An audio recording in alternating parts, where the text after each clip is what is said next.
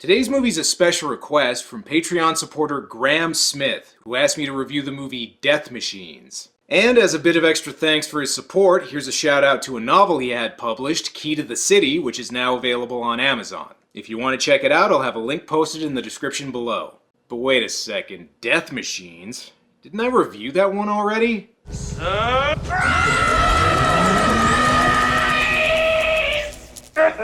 Oh right, Death Machine is the movie I did already. Despite the title, Death Machines is a completely unrelated movie, and not a sequel where the heroes now have to fight dozens of killer robots before facing off against a giant queen robot. And now that I think about it, why the hell doesn't that movie exist? Somebody get Brad Dourif on the phone and make that happen right now.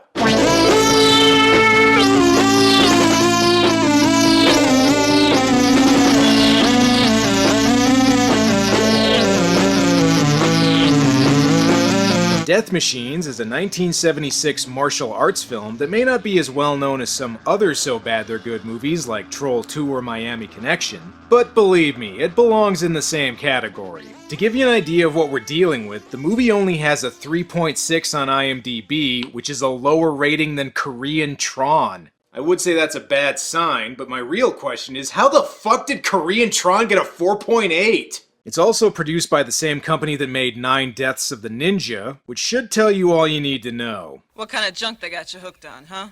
What do you think? The good stuff. I see we're starting with a preview for the Death Machines motion comic. And hey, the poster's the most badass thing about this movie. Might as well base the opening credit sequence on it. And how about that soundtrack?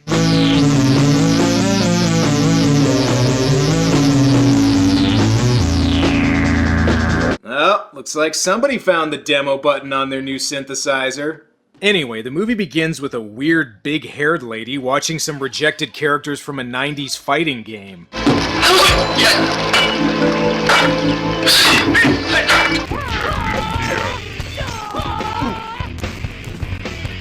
It's gonna be really hard to predict a winner here. Sure, this guy has 2 swords, but the other guy has triple nunchucks. You need to be twice as high to think those are cool. Although I think some of these guys may be fighting a little dirty.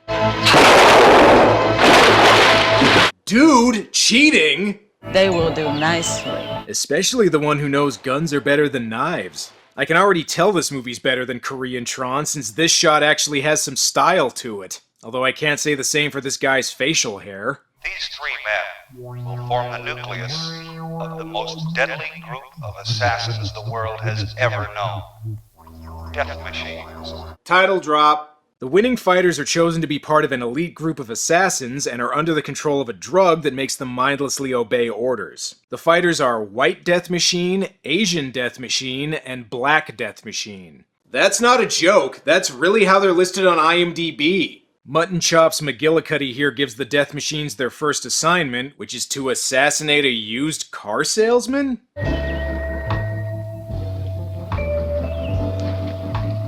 Yeah, George. This is Mr. G. A used car salesman version of Dick Cannon, apparently. Were plaid suits a sign you were a baller in the 70s? This guy is a local crime boss, I think. I'm only saying that because that's also how he's listed on IMDb. He looks less like he runs a criminal empire and more like he runs his own hardware store. In any case, the Death Machines mess up his operation by going after even more guys who look like they're about to sell me insurance. What? No! Not only are the Death Machines ruthless killers, they also can't stand people who park illegally. Fell off a building? What do you mean, fell off a building? I mean, he fell off a building, sir. I really don't know how else to put it. Back in the 70s, every crime boss had yellow floral pattern sheets. But at least the ladies seemed to like it. Hey! Get your ass back in bed! I didn't sell 3 Toyota Corollas to not bust a nut tonight. Fun fact, the Death Machines are my favorite extras from the Beastie Boys Sabotage video. Also, for an elite group of assassins, so far they seem to be preventing assassinations from happening. Subtle. And if you thought that was a little heavy-handed, get a load of how this guy gets killed. Now look, Mr. G, I've got to have some more time. And some help, too. What you really need is some peripheral vision. Damn, at this rate there won't be a single used car salesman left in this city. So, why are the death machines killing these guys again? I'm the one who's been killing their men. All contract killings in this city are under my control. Now I know what Phantom Menace would have been like if Queen Amidala was played by Imelda Marcos. But that doesn't mean these two still can't discuss business. He even put on his best tablecloth for the occasion. So good of you to come, Mr. Gioletti. It's pronounced Gillette. He's called that because his mustache is the best a man can get. I'd like to see just how professional you really are. I shall gladly give you a demonstration after dinner. Yeah, we've got ethnic stereotypes to get to first. Here you are, Mike. I don't care what anybody says. You no get a spaghetti decent good and nowhere back east. Yeah, well, hopefully the food's more authentic than your accent. Wait till you taste the sauce. It's a special too. Lots of people, they asking me for the recipe, but I'ma tell them nothing to do. Look, I know everyone has to start somewhere, but I'm glad Ron Jeremy switched to porn. One good thing about this restaurant, your meal comes with a prize. Also, how did he not notice that? No, never mind. Apparently there's a lot this guy doesn't notice.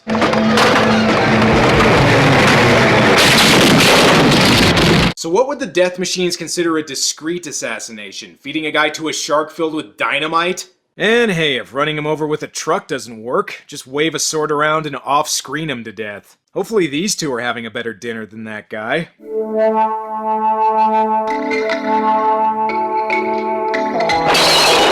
Well, that's no way to tip your waiter. Supposedly that was in retaliation for killing Drive-In Freddie Mercury here. Not that it really matters, since he just decides to use the death machine services anyway. Maybe he shot the waiter because the wine wasn't chilled properly. Ah, the 70s, where if you knew somebody who owned a dojo, you could make an action movie. And come on guys, if you're gonna play Ninja Turtles, you can't both be Donatello. They get interrupted when the death machines burst in like it's the ending of a slasher movie. Hey, those weapons are display only! If you use them, I could get sued! Looks like the death machines are busy wiping out their biggest competition, strip mall karate students. Forget sweeping the leg, these guys will cut your hand right off. The death machines escape. Hopefully Detectives Stacy, Keach, and Tubbs can get to the bottom of this.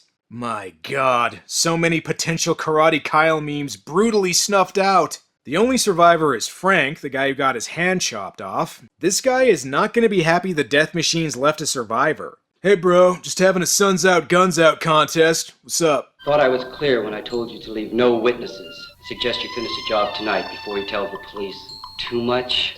You don't need to worry about that. He's too busy making small talk with his nurse. You come to see if my tubes are all in place? Everyone needs friends. The only thing I need right now is my right hand. I still haven't gotten used to masturbating with my left yet. And I don't know if leaving John Oates as this guy's guard was such a good idea.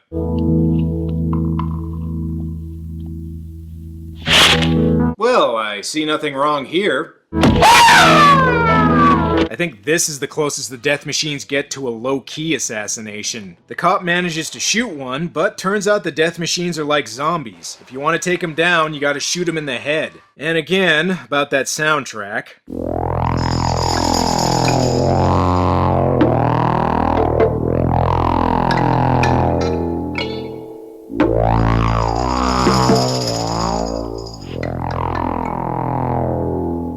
I don't know how to tell you this, but I think your Atari might be in heat. Seems that one of our men was either killed or captured at the hospital tonight. How was our man captured? They really don't know. Well, I think the bullet to the head might have something to do with it. Oh, and they didn't actually kill Frank, they just stabbed a bunch of pillows because the death machines are idiots. And did everyone in the 70s dress like they were on a late-night infomercial? I guess I shouldn't be too surprised. The suits aren't the only 70s cliches on display here. And now we come to Lieutenant Forrester. Reports and paperwork late and incomplete. Press relations. Smashed the TV camera. I want a full report on your case. You've got two choices. Turn in a transfer request or turn in your badge. Keep going. You haven't said he's a loose cannon who needs to do things by the book yet. This is Captain Green, who's called that because he looks like he's about to get seasick at any moment. Oh, and the detective is named Clay Forrester, which makes me wonder how the hell Mystery Science Theater 3000 never got around to riffing this movie. Well, maybe this episode will convince him to do it on the next season. After all, they seem to be picking a lot of the movies I've done on this show so far. The White Death Machine gets brought in for questioning. With luck, these guys can sell him a vacuum while they're at it, too. Something's wrong with him. I think he's sick. I'm going to uncuff him. Hey, you want a glass of water?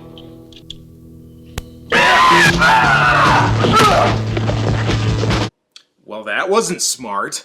Oh well, at least it gives me an opportunity to do this gag. Hi, Kiva! Interesting choice to make a martial arts movie with people who didn't seem to know martial arts. This is like the police station scene from The Terminator if it was made by the director of Samurai Cop. The White Death Machine gets away, and the first place he goes is a local diner. Beating people up is hungry work, after all. Just remember, no matter what happens, put your trust in God, and He'll guide you to the right path. Listen, pal, I ordered a burger, not a sermon. I've got some pamphlets here that you can have. Jeez, even the actor looks annoyed by this conversation. Eventually, some extras from a Roger Corman biker movie come in, although I'm not sure how tough they really are. All right, don't mess with my hair, man. Don't do that. See that? Huh? Yeah, I get the feeling these guys are bikers the same way the Death Machines are trained assassins. And Danny Trejo hasn't changed a bit since the 70s. Hey. Who's the Tarzan guy? Hey, Tarzan. What are you talking about? He doesn't look anything like Tarzan from Story of Ricky. Tarzan. Talking to you. Shit, this guy's a cop.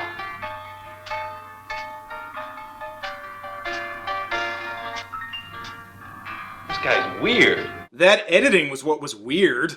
Tarzan. Christ, this guy's still going? Hey, look at this guy. Look at this. Man, that guy's got some muscle. I got muscle. Mine are all on the inside, though. Will you just kick this guy's ass already? Hey, man, you all run. Thank you. Time for the White Death Machine to show these guys who's boss.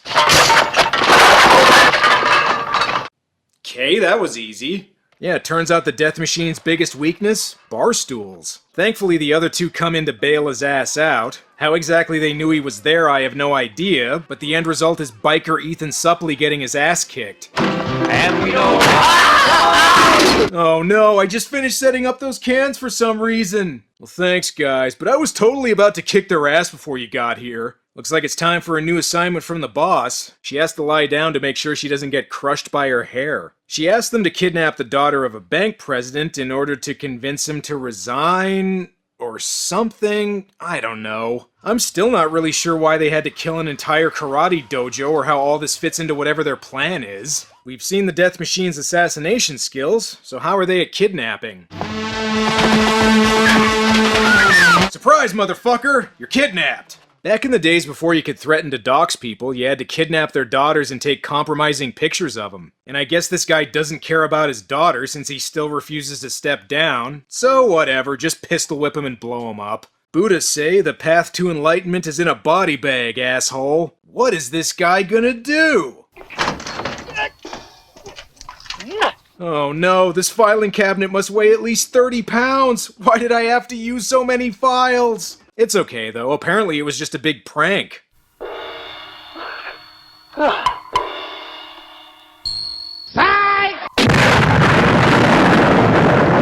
Well, that wraps up that plot point. In a bit of good news, looks like Frank's got himself a new Luke Skywalker hand. Since the Death Machines are out of people to assassinate, guess we might as well concentrate on Frank romancing his nurse from earlier. Would you like to come over to the bar for some coffee? Maybe the waiter isn't too friendly, but the coffee's pretty good. Is it a nice bar? Hell yeah, it is. It's responsible for the movie's R rating. You call that entertainment? Shit. I've seen better entertainment in a zoo. Okay, now we know that guy likes to watch animals bang. So is there a reason they came here?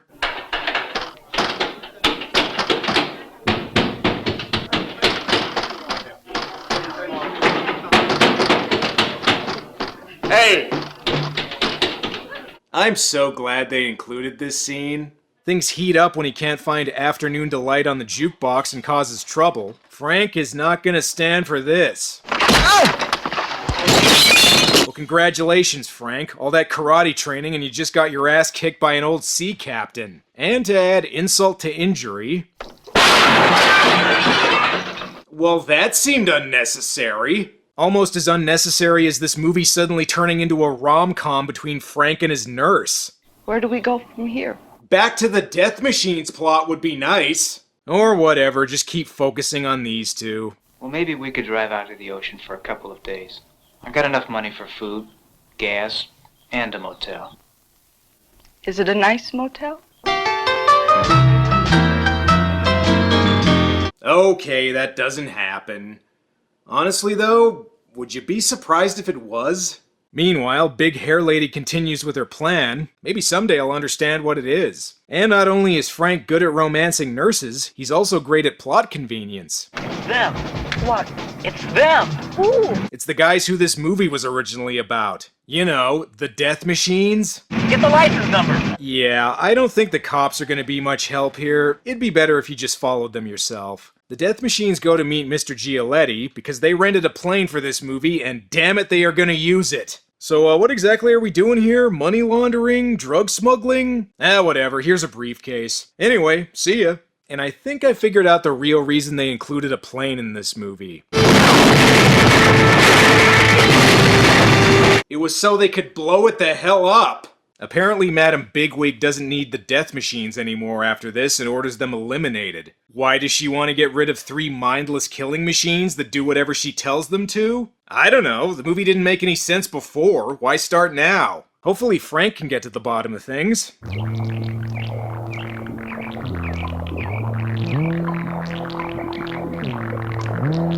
Well, great, I think the soundtrack just shit its pants. And do you have any idea what the hell your plan is, Frank?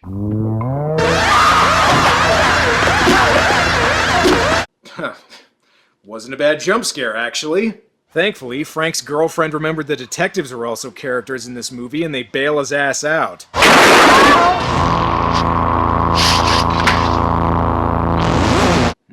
Guns. Her one weakness. Alright, well, I guess this wraps everything up. But wait a second, what about the Death Machines? Flight 983 leaves at gate 4 in half an hour. Enjoy your flight.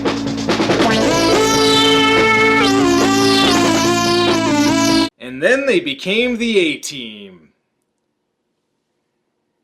And there's no end credits on my copy. Instead, they just hold on this freeze frame for 2 minutes, which would explain some of the names on IMDb. So is Death Machines really worse than Korean Tron? I'm going to know, I'm going to know, la la la la la la. No. It is still pretty bad though, but in an entertaining way.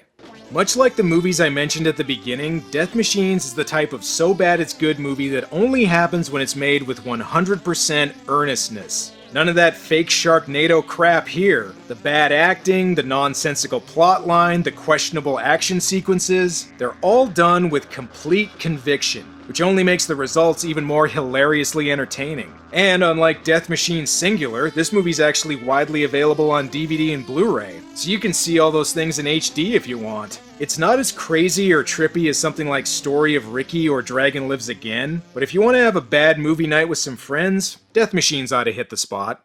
Well, that's all for now. Now, if you'll excuse me, I am going to try and pitch a sequel to Death Machine to Brad Dourif. If I'm lucky, maybe I can get Tommy Wiseau to play his brother. Until next time.